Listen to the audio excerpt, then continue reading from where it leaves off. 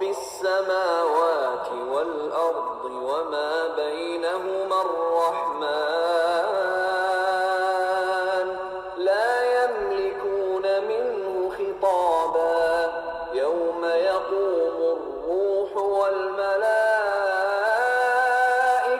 صفا لا يتكلمون إلا من أذن له الرحمن وقال صوابا ذلك اليوم الحق فمن شاء اتخذ إلى ربه مآبا إنا أنذرناكم عذابا قريبا يوم ينظر المرء ما قدمت يداه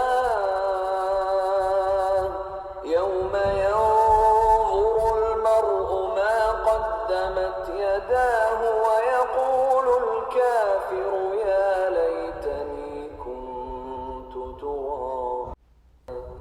بسم الله والصلاة والسلام على رسول الله وعلى آله وصحبه أجمعين أما بعد. سورہ النبأ آیا نمبر 37 سے 40 تک کی تفسیر آج ہم دیکھیں گے، اور آج ہماری سورہ انشاءاللہ تعالی مکمل ہو جائے گی، سورہ النبأ۔ اتنی جلدی وقت گزر گیا، پتہ ہی نہیں لگا، سبحان اللہ، جب ہم نے شروع کیا تھا اور آج سورہ مکمل ہو جائے گی۔ اگر ہم سے سورہ میں سمجھنے میں، سیکھنے میں، عمل کرنے میں کوئی کوتاہی ہوئی ہے تو اللہ سبحانہ و تعالی ہمیں معاف فرمائیں۔ اس سورہ میں تدبر کی آیات بھی آئے گی، جو ہم نے پہلے لیسن میں سیکھی تھی، آیات تدبر میں سے، جو آیا نمبر 40 ہے، ہم اس کو بھی دیکھیں گے۔ چلیں اب دیکھتے ہیں آیا نمبر 37۔ رب السماوات والارض وما بینہما الرحمن لا یملکون منہ خطابا۔ وہ رب جو آسمانوں اور زمین کا رب ہے، اور نہ صرف آسمانوں اور زمین کا بلکہ جو کچھ اس کے درمیان ہے، وہ الرحمن، اس سے کوئی بھی بات کرنے کے کوئی جرت نہ رکھ سکے گا۔ یہ کب کی بات ہو رہی ہے؟ کون سا خطاب الرحمن سے کب کریں گے؟ یہ آیات آخرہ کے بارے میں ہیں، وہاں کے کچھ سینز بتائے گئے ہیں ان آیات میں کہ وہاں پر کیا ہوگا۔ اب جب بھی آخرہ کا ہم سنتے ہیں تو ایک دم سے خود دوزخ کے بارے میں سوچنے لگتے ہیں اور جنت کا بھی خیال آتا ہے، لیکن کچھ لوگ آخرہ کو دوزخ کے ساتھ زیادہ ریلیٹ کر لیتے ہیں کہ بس وہاں تو پتہ نہیں کیا ہوگا، ہماری تو بخشش ہوگی یا نہیں، کیوں اللہ نے اس طرح دوزخ بنائی۔ تو دیکھیں، سب سے پہلے اس آیہ کے شروع میں ہی اللہ سبحانہ تعالیٰ نے بتا دیا وہ جو رب ہے آسمانوں اور زمین کا اور جو بھی کچھ ہے۔ تو دیکھو، وہ رب نے یہ آسمان اور زمین اور اس میں جو کچھ بھی ہے وہ کس کے لیے بنایا ہے؟ تمہارے لیے ہی تو بنایا ہے۔ وہ تو الرحمن رب ہے، جیسے ہم نے پچھلی بھی آیات میں یہ سیکھا تھا کہ اللہ سبحانہ و تعالیٰ فرماتے ہیں قرآن مجید میں کہ اللہ عز و جل کو تمہیں عذاب دے کر، سزا دے کر کیا ملے گا؟ تو جس نے اتنی نعمتیں عطا کی جو انسان نے کبھی مانگی نہ تھیں، کہ ہمیں یہ چاہیے، ایسے درخت، ایسے پہاڑ، پانی، کھانا، رزق، سب کچھ اس نے کہے بغیر ہی دے دیا اپنے بندوں کی ضروریات کے لیے۔ اتنا اس رب نے نعمتوں سے بخشا، تو کیا اس رب نے دوزخ میں جلانے کے لیے سارا کچھ بنا کے دیا تھا؟ بلکہ اس نے تو اپنے بندوں کو یہ سب دیا تاکہ وہ کھائیں، پئیں، اللہ کا شکر ادا کریں، اللہ کے شکر گزار بندے بن جائیں، اپنے رب کو ان نعمتوں کے ذریعے پہچانیں اور متقین میں سے ہو جائیں، اللہ سے ڈرنے والوں میں سے ہو جائیں، تو پھر وہ تو جنت میں ہی جائیں گے۔ تو وہ تو رحمان ہی رب ہے نا، رحم کرنے والا۔ لیکن جن لوگوں نے جان کر بھی سرکشی کی، نہیں سنا، باغی بن گئے، تو پھر ان کے لیے تو دوزخ ہی ٹھکانہ ہے، جیسے ہم نے پچھلی آیات سے سیکھا ہے۔ اس آیا کے دوسرے حصے میں آتا ہے لا یملکون منہ خطابا، کوئی بھی اس دن مالک نہ ہوگا بات کرنے کے۔ اس دن جو ہے خاموشی ہوگی، مکمل خاموشی، کوئی بھی اس دن بول نہ سکے گا، اس کو اجازت نہ ہوگی۔ پوری انسانیت جمع ہے، آدم علیہ السلام سے لے کر ہمارے زمانے اور ہمارے آنے کے بعد بھی کتنی نسلیں، واللہ عالم، اللہ سبحانہ و تعالیٰ ہی کو علم ہے کہ جب تک قیامت آئے گی اس وقت تک ساری انسانیت جمع ہوگی، لیکن وہ جو کہتے ہیں نا پن ڈراپ سائلنس، کہ پن بھی ایک گرے گی تو اس کی بھی آواز آ جائے گی پن گرنے کی، ویسا ہوگا سما۔ جیسے کبھی آپ کو رات کو کوئی اچانک سی آواز آئے تو ایک دم سے ڈر کے سہم جاتے ہیں اور خاموشی سے سنتے ہیں کہ کیا آواز ہے، یہ کیسا خوف ہوتا ہے۔ تو وہاں پر پوری انسانیت جمع ہے، پھر بھی اتنی خاموش ہوگی۔ یہاں پر تو کوئی تقریب ہو تو بار بار سائنز لگانے پڑتے ہیں کہ خاموش رہیں، سائلنس پلیز۔ تھوڑا سا ہی کوئی مجمع ہو تو بھی کتنا خاموش کرانا پڑتا ہے، اور ادھر کوئی خاموش کرانے کی ضرورت نہ ہوگی۔ بلکہ دیکھیں اگر دو سہیلیاں ہی آپس میں مل جاتی ہیں یا کوئی دو دوست، تو کتنا شور و غل کرتے ہیں کہ انہیں کہنا پڑتا ہے کہ ذرا خاموشی کرو، اختیار اتنا شور مچا رہے ہو۔ بلکہ اگر ایک کلاس میں دیکھیں تو ٹیچر کو کتنی بار اسٹوڈنٹس کو کہنا پڑتا ہے کہ خاموش رہو، کتنا مشکل ہے۔ اور یہاں پر تو بلکہ جب خطیب خطبہ دے رہے ہوتے ہیں تب بھی کچھ نہ کچھ شور ہوتا ہے۔ بلکہ جب جمعہ کا خطبہ ہو رہا ہوتا ہے، جب امام صاحب خطبہ دے رہے ہوتے ہیں تو اس میں تو اتنی سختی سے منع ہے، کوئی آپس میں بات چیت نہ کرو، کوئی اشارے بھی نہ کرو، بالکل خاموشی سے سننا چاہیے خطبے کو۔ تب بھی کچھ نہ کچھ ہل جل شور ہو رہا ہوتا ہے۔ تو اس دن جہاں پر انسانیت ہوگی موجود، ادھر خاموشی ہی خاموشی ہے، اور اس کے ساتھ فرشتے بھی موجود ہوں گے۔ سبحان اللہ۔ اگلی آیا میں آتا ہے یوم یقوم الروح والملائکۃ صفا لا یتکلمون الا من اذن له الرحمن وقال صوابا۔ اس دن جس دن کھڑے ہوں گے روح الامین جبرائیل علیہ السلام اور فرشتے، کیسے کھڑے ہوں گے وہ؟ صف در صف، روز میں۔ اس دن نہ ہی کوئی بول سکے گا، بات کر سکے گا، مگر جس کو اجازت مل جائے گی الرحمن کی طرف سے، اور وہ بات کرے گا صحیح، بالکل ٹو دا پوائنٹ، بالکل ٹھیک بات۔ کوئی جھگڑے نہیں کرے گا، کوئی بحثیں نہیں کرے گا، کوئی ایکسپلینیشنز نہیں دے گا کہ ہاں جی ایسے ہو گیا تھا تو میرے ساتھ تو بڑی مشکلات تھیں اس دنیا میں یہ کام نہیں کر سکا، یا میں اس مسئلے میں پھنسا ہوا تھا، یا میرے دوستوں نے مجھے بہکا دیا تھا۔ کوئی کسی کو بلیم بھی نہیں کر سکے گا اس دن۔ یہاں پہ تو اگر کوئی بھی کرتا ہے کوئی غلط کام، اس کو بلاتے ہیں تو کتنی بڑی بڑی وضاحتیں پیش کرنا شروع ہو جاتے ہیں۔ بلکہ اگر بچوں کو ہی دیکھ لو، کچھ غلط کام کر دیا تو ماں باپ جب بلاتے ہیں تو اتنی بڑی لسٹ ہوتی ہے کہ نہیں یہ ایسے ہو گیا تھا، اس نے مجھے کہہ دیا تھا، میرے بھائی نے مجھے فورس کیا، یا میری تو کوئی غلطی نہیں۔ کتنا لمبی لمبی وضاحتیں ہو جاتی ہیں، بحثیں کرتے ہیں، لیکن اس دن کوئی بحث نہیں کرے گا۔ ثوابہ ہوتا ہے کہ بالکل جو ٹارگٹ کو ہٹ کرے گا۔ تو اللہ سبحانہ و تعالیٰ کے آگے پہلے تو کوئی کچھ بولنے کی ہی نہیں جرأت رکھے گا، لیکن جب اللہ عز و جل اس کو اجازت بھی دیں گے تو وہ بس اتنی ہی بات کرے گا جتنی صحیح ہوگی، اس کے آگے کچھ بھی نہیں بول سکے گا۔ اللہ سبحانہ تعالیٰ جتنی اس کو اجازت دیں گے، اللہ عز و جل کا جلال، اس کی بڑائی، اس کی عظمت کے آگے کوئی بھی کچھ کہہ نہ سکے گا۔ ثوابہ آپ یاد رکھیے گا، یہ ثواب نہیں ہے تھا سے، یہ ثواب ہے صاد سے، بالکل ٹھیک بات۔ جیسے اکثر آپ علماء سے اگر کوئی سوال کریں تو وہ جواب دینے کے بعد کہتے ہیں واللہ اعلم بالصواب، اور اللہ ہی جانتا ہے جو بالکل ٹھیک درست بات ہے۔ تو اس سے بالکل ٹھیک درست بات ہی کر سکے گے انسان۔ اور یہاں سے وہ جو حدیث ہے نا، جو شفاعہ کی ایک بہت بڑی حدیث ہے، اس کا میں آپ کو مفہوم تھوڑا سا بتا دیتی ہوں، کہ جس میں ابو ہریرہ رضی اللہ عنہ بتاتے ہیں کہ رسول اللہ صلی اللہ علیہ وسلم نے فرمایا کہ میں ہی لوگوں کا لیڈر ہوں گا اس آخرہ کے دن جب اٹھائے جائیں گے۔ اللہ عز و جل سب انسانیت کو جمع کر دیں گے، سورج انسانوں کے قریب کر دیا جائے گا، اور ان کا حال برا ہوگا تکلیف سے، دکھ سے، اور وہ کہیں گے کہ اب ہم کیا کریں۔ پھر وہ آدم علیہ السلام کے پاس جائیں گے اور ان سے کہیں گے آپ تو تمام انسانیت کے باپ ہیں، آپ ہی سے انسانیت شروع ہوئی، اللہ عز و جل نے آپ کو جنہ میں رکھا، آپ اللہ سے ہمارے بہیف پہ بات کریں۔ آدم علیہ السلام فرمائیں گے کہ آج اللہ عز و جل بہت سا غصے میں، ایسا غصہ جیسے کبھی پہلے نہیں تھا۔ مجھے اللہ عز و جل نے اس درخت کے پاس جانے کو منع کیا تھا اور میرے سے وہ غلطی ہو گئی، نفسی نفسی نفسی، میرا نفس میرا نفس، جاؤ کسی اور کے پاس جاؤ، نوح علیہ السلام کے پاس جاؤ۔ پھر وہ روتے دھوتے نوح علیہ السلام کے پاس جائیں گے، انہیں بھی یہی کہیں گے۔ اللہ عز و جل نے آپ کو اپنا شکر گزار بندہ کہا، آپ نے ہماری حالت دیکھی، آپ اللہ کے حضور ہماری سفارش کریں۔ اور نوح علیہ السلام فرمائیں گے، میں نے ایک دعا مانگی تھی، تو آج تو اللہ عز و جل کا غصہ ایسا ہے کہ جیسے میں نے کبھی نہ دیکھا۔ نفسی نفسی نفسی، یہ جو دعا کا ذکر کریں گے یہ وہ ہے جو اپنے نافرمان بیٹے کے لیے انہوں نے کی تھی۔ تو بس وہ کہیں گے نفسی نفسی نفسی، جاؤ کسی اور کے پاس جاؤ، ابراہیم علیہ السلام کے پاس جاؤ۔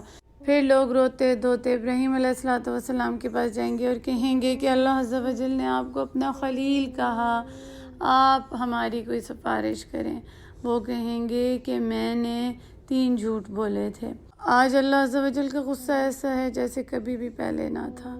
نفسی نفسی نفسی، جاؤ کسی اور کے پاس جاؤ موسیٰ علیہ السلام کے پاس۔ ابراہیم علیہ السلام نے جھوٹ تو نہیں بولے تھے، وہ تو ایک توریہ ہے نا۔ توریہ کہتے ہیں کہ جب کوئی بات پوری بیان نہ کی جائے یا جس کے دوہرے معنی ہوتے ہیں، ویسے جیسے حدیث میں آتا ہے کہ ابراہیم علیہ السلام نے بہت ہی ظالم بادشاہ کے آگے اپنی بیوی کو کہا کہ یہ میری بہن ہے، کیونکہ دین میں مسلمان سب آپس میں بہن بھائی ہیں، تو اس لحاظ سے انہوں نے یہ کہا، جو بات تو سچ ہے۔ خیر یہ حدیث انشاءاللہ تعالی ہم کسی اور موقع پہ کریں گے، یہ لمبی ہے، لیکن صرف آپ کو یہ بتانا تھا کہ وہ ایک توریہ تھا، ایسی بات جس کے 2 معنی نکلتے ہوں اور آپ اپنے آپ کسی مشکل سے نکال لیں جھوٹ بولے بغیر۔ جیسے جب مشرکین مکہ رسول اللہ صلی اللہ علیہ وسلم کو پکڑنا چاہتے تھے، جب وہ ہجرت کر رہے تھے، تو ابو بکر صدیق رضی اللہ عنہ کے پاس انہیں ایک شخص ملا اور اس نے پوچھا جو تمہارے آگے گئے ہیں ابھی یہ کون ہیں؟ تو ابو بکر صدیق رضی اللہ عنہ نے فرمایا کہ یہ میرے گائیڈ ہیں، مجھے رستہ دکھاتے ہیں۔ تو وہ چلے گئے۔ پہلے زمانے میں ایسے رستہ دکھانے والے ہوتے تھے نا، تو انہوں نے اس طرح بات کہی، یعنی یہ مجھے ہدایت کا رستہ دکھاتے ہیں ابو بکر صدیق نے۔ اور دوسرے سامنے سننے والے کو لگا کہ اچھا یہ صرف مانوی بات کر رہا ہے، یعنی کہ جو رستہ دکھا رہا ہے۔ وہ بات بھی تھی کہ وہ رستہ بھی دکھا رہے تھے اور سبحان اللہ ہدایت کا بھی رستہ دکھاتے ہیں ان کو، تو دونوں باتیں پوری ہو گئیں۔ اگلے کو وہ بات لگی اور ان کا مطلب دوسرا تھا۔ تو خیر چلیں، حدیث میں پھر آگے آتا ہے کہ سب لوگ روتے دھوتے اسی طرح موسیٰ علیہ السلام کے پاس گئے اور پھر انہوں نے یہی کہا کہ اللہ سبحانہ و تعالیٰ نے آپ کو سب کے اوپر فضیلت دی اور آپ ہی ہمارے حال کو دیکھیں، اور کوئی سفارش کریں تو وہ کہیں گے آگے سے کہ میرے سے تو ایک جان قتل ہو گئی تھی، آج اللہ کا غصہ ایسا ہے جیسے کبھی نہ تھا، نفسی نفسی نفسی، جاؤ کسی اور کے پاس جاؤ، عیسیٰ علیہ السلام کے پاس جاؤ۔ پھر وہی روتے دھوتے عیسیٰ علیہ السلام کے پاس جائیں گے اور کہیں گے کہ آپ کی روح پھونکی مریم علیہ السلام میں، آپ نے اپنی ماں کی گود میں لوگوں سے بات کی، آپ ہماری سفارش کریں رب کے آگے۔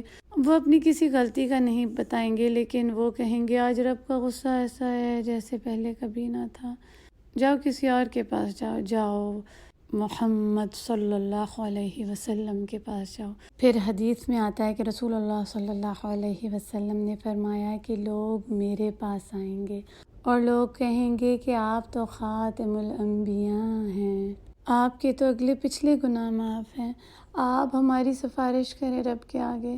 تو ہمارے انبیاء کے سردار رسول اللہ صلی اللہ علیہ وسلم جائیں گے، اللہ کے عرش میں سجدے میں گر جائیں گے اور اللہ عز و جل ان کو ایسے الفاظ سکھائیں گے جو آج سے پہلے کوئی بھی کسی کو نہ سکھائے ہوں۔ وہ الفاظ بولیں گے اور پھر اللہ سبحانہ و تعالیٰ کی طرف سے آواز آئے گی کہ اپنا سر اٹھاؤ، جو مانگو گے تمہیں ملے گا، جس کی سفارش کرو گے اس کی قبول ہو جائے گی۔ تو رسول اللہ صلی اللہ علیہ وسلم اپنا سر اٹھائیں گے اور جانتے ہیں وہ کیا کہیں گے؟ وہ کہیں گے اے میرے رب، امتی امتی امتی، میری امہ یا رب میری امہ۔ اللہ اکبر، ہم قربان جائیں ایسے رسول پر جو اس وقت بھی اپنی امت ہی کو یاد کریں گے، اسی کی سفارش کریں گے۔ لیکن یاد رکھیے گا کہ امہ میں بھی اسی کی وہ سفارش کریں گے جس نے قرآن کو تھام کر رکھا، جو اس پر ثابت قدم رہا، جو اپنی دین کے احکامات پر عمل کرتا رہا، جس نے اللہ کے احکامات کی نافرمانی نہ کی، جو طاغی نہ تھا، جس نے رسول اللہ صلی اللہ علیہ وسلم کی پیروی کی، وہ اس کی سفارش کریں گے۔ ہمارا دین کوئی ایسا تھوڑی ہے کہ جیسے عیسائیوں میں یہ ہوتا ہے کہ جو بھی کرتے رہو گناہ، عیسیٰ علیہ السلام ہمارے گناہ لے لیں گے، بلکہ وہ خود کہیں گے نفسی نفسی، جاؤ محمد صلی اللہ علیہ وسلم کے پاس جاؤ، اور رسول اللہ صلی اللہ علیہ وسلم اس کی سفارش کریں گے جو اس دین پر قائم جم کر رہا، جس نے قرآن کو تھاما۔ ایک اور جگہ پہ آتا ہے نا کہ رسول اللہ صلی اللہ علیہ وسلم خود اس کے خلاف بولیں گے کہ اللہ جس نے اس قرآن کو چھوڑ دیا ہجرم محجورا، اور اس کے خلاف بولیں گے جس نے اس قرآن کو ہی چھوڑ دیا ہجرم محجورا، دور ہجرت کر لی اس قرآن سے۔ استغفر اللہ ربی، اللہ سبحانہ وتعالی ہمیں ان لوگوں میں سے نہ کریں اور ہمیں ان لوگوں میں سے کر دیں جس کی رسول اللہ صلی اللہ علیہ وسلم شفاعت کریں گے، سفارش کریں گے۔ اللہم آمین۔ تو اس قرآن سے جڑ جائیں، جو یہ قرآن ہمیں سکھاتا ہے اس کو سیکھیں، سمجھیں اور اپنی زندگیوں میں اس کو لے کر آئیں، اس پر عمل کریں۔ اللہ سبحانہ وتعالی ہم سب کو توفیق دیں اس قرآن کو سیکھنے، سمجھنے اور اس پر عمل کرنے کی، آمین یا رب العالمین۔ تو پھر دیکھیں اس دن کوئی بھی نہ بول سکے گا مگر جس کو اللہ اجازت دیں گے، اور اللہ سبحانہ وتعالی بھی رسول اللہ صلی اللہ علیہ وسلم کو اجازت دیں گے، کیونکہ اللہ عز و جل کی عظمت کے آگے کوئی بول نہ سکے گا، بولنے کو کیا کوئی ہل جل بھی نہیں ہوگی۔ جیسا کہ بتایا گیا ہے نا اس آیا کے شروع میں، وہ تو فرشتے بھی صفوں میں ہوں گے اور لوگ بھی اتنی ڈسپلن کے ساتھ، تمیز کے ساتھ ہوں گے، روز بنایا۔ یہاں پر تو جماعت میں کھڑے ہوتے ہیں، اتنی بار کہا جاتا ہے کہ اپنی صفیں درست کریں، بیچ میں گیپ نہ چھوڑیں، فاصلہ نہ چھوڑیں، لیکن صفیں درست ہی نہیں ہوتی۔ کتنے لوگ کھڑے ہوتے ہیں، استاذ اپنے اسکولز میں دیکھ لیں، بچوں کی روز ٹھیک کرا رہے ہوتے ہیں، کوئی سن رہا نہیں ہوتا، ابھی کوئی بچہ قریب نہیں آتا، کہتے اس سے تو بدبو آ رہی ہے، میں نہیں اس کے قریب کھڑا ہو سکتا۔ سبحان اللہ، اس دن تو سورج سر کے اوپر کھڑا ہوگا، انسانیت اپنے پسینے میں ڈوبی ہوگی، پھر بھی کوئی کچھ کہہ نہ پائے گا۔ اور یہ جتنی بھی آیات ہیں یہ مختلف اوقات کے بارے میں ہیں، یوم الآخرہ میں ایک وقت میں ایسا ہوگا، ایک وقت میں ایسا ہوگا۔ اللہ سبحانہ وتعالی ہمیں اس دن کی خلاقیوں سے محفوظ کر لیں۔ آیا نمبر 39 میں آتا ہے ذَلِكَ الْيَوْمُ الْحَقُّ فَمَن شَاءَ اتَّخَذَ إِلَىٰ رَبِّهِ مَآبًا۔ یہ دن ہے حق کا، تو جو چاہے اپنے رب کی طرف ٹھکانہ بنا لے۔ اب ذَلِكَ الْيَوْمُ الْحَقُّ، یہ حق کا دن ہے۔ اس سے کیا مراد ہے؟ ایک تو دیکھیں یہ حق کا دن ہے، سچ ہے، یہ آنے والا ہے، یہ حقیقت ہے، اسے کوئی نہیں جھٹلا سکتا۔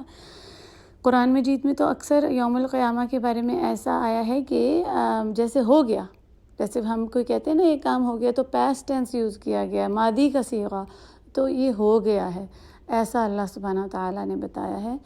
اور دوسرا حق کا یہ کہ اس دن سب کے حقوق مل جائیں گے، جس کے جو حق تھے وہ اسے دے دیے جائیں گے، جس نے جس کے حق مارے تھے اس کو حق لوٹا دیے جائیں گے۔ اب ہم اپنی زندگی میں دیکھیں، ہم ایسے تو نہیں ہیں کہ ہم کسی کا حق مار رہے ہیں، کہ ہم کسی کا حق مارنے والے ہیں، کسی کی کوئی چیز زبردستی لے لی ہے، اس کے اوپر قبضہ کیا ہے، یا کسی کے کوئی حقوق نہیں دیے۔ اپنے رشتہ داروں میں، اپنے خاندان میں دیکھیں تو اللہ سبحانہ تعالیٰ سے ہم بخشش مانگتے ہیں اگر ہم سے کوئی کوتاہی ہوئی ہے، اور ہم پوری کوشش کریں کہ ہم سب کے حق واپس لوٹا دیں۔ کسی سے زیادتی کی ہے نا تو اس دنیا میں ہی اس سے معافی مانگ لیں، اپنی انا کو چھوڑ دیں، جھک جائیں اور مان جائیں کہ غلط کیا ہے۔ میں غلط ہوں، یہ آپ ہی کو فائدہ دے گا، کوئی تھوڑی آپ اس کے آگے جھک گئی، آپ تو اپنے اللہ کے آگے جھک رہی ہیں کہ تو آپ بڑے نہیں ہیں، آپ بڑی ہوگی نا اگر آپ اللہ کے آگے جھک رہی ہیں، آپ نے انا چھوڑ دی صرف اس لیے کہ اللہ میں آپ کے آگے جھک رہی ہوں اور کہ آپ اس دن مجھے بچا لیں، میں نے اگر کسی کا حق مارا ہے تو میری غلطی تھی، تو اب آپ نے زیادتی کی کسی بھی معاملے میں تو اب آپ معافی مانگ لیں، بے شک آپ عمر میں بڑے ہیں، آپ نے غلطی کی ہے، آپ مانیں، وہ اگلا بھی بڑھ کے آپ کو سینے سے لگائے گا، اگلا بھی اگر اس میں بھی انسانیت ہوگی تو وہ بھی خوشی سے قبول کرے گا۔ ہر بندے سے غلطی ہوتی ہے، اللہ سبحانہ وتعالی ہماری غلطیوں کو معاف فرمائیں۔ اور اب دیکھیں یہ جو معاب ہے نا، سبحان اللہ بہت ہی پیارا لفظ ہے، لوٹنے کا ہے کہ اپنے رب کی طرف لوٹ آؤ، رب کی طرف لوٹ جاؤ۔ اب وہ لوگ جو متقین ہیں وہ تو اپنے رب ہی کی طرف لوٹیں گے نا، سبحان اللہ۔ اور جو جہنمی ہیں ان کا معاب کیا ہے؟ ذرا پچھلی آیتوں میں دیکھیے گا، کہیں آیا ہے ایسا لفظ؟ ان کا ٹھکانہ کہاں ہے؟ یہ جو معاب ہے نا، یہ پلٹنے کے لیے بھی آتا ہے، پلٹ کر لوٹ کر واپس جانا، جیسے سورہ ملک میں بھی آتا ہے ارجع کہ تمہاری نظر پلٹ آئے گی، تو ارجع ہے، ینقلب ہے، یہ سارے پلٹنے کے ہیں۔ تو ہمارا جو لوٹ کر جانا ہے ہم نے، وہ کہاں جانا ہے؟ اپنے رب کی طرف، وہاں ہی سے تو آئے ہیں ہم، اپنے ربی کی طرف لوٹ کر جانا ہے۔ آیا نمبر 40 جو ہماری آیات تدبر میں سے اِنَّا أَنذَرْنَاكُمْ عَذَابًا قَرِيبًا يَوْمَ يَنظُرُ الْمَرْءُ مَا قَدَّمَتْ يَدَاهُ وَيَقُولُ الْكَافِرُ يَا لَيْتَنِي كُنتُ تُرَابًا۔ بے شک ہم نے ڈرایا بہت ہی جلد قریبی عذاب سے، اس دن کے عذاب سے، اس دن سے، یوم القیامہ سے۔ تو جس انسان نے کفر کیا، ناشکری کی، اللہ کے احکامات کو نہ مانا، تو وہ کیا کہے گا اس دن؟ اے کاش کہ میں مٹی ہو جاؤں، میں مر جاؤں، میں اس مٹی میں مل جاؤں، کاش کہ میں مٹی ہوتا، میں کیوں دوبارہ زندہ کیا گیا ہوں، میں کیوں مر کے دوبارہ اٹھایا گیا ہوں، کاش میں مٹی ہو جاؤں۔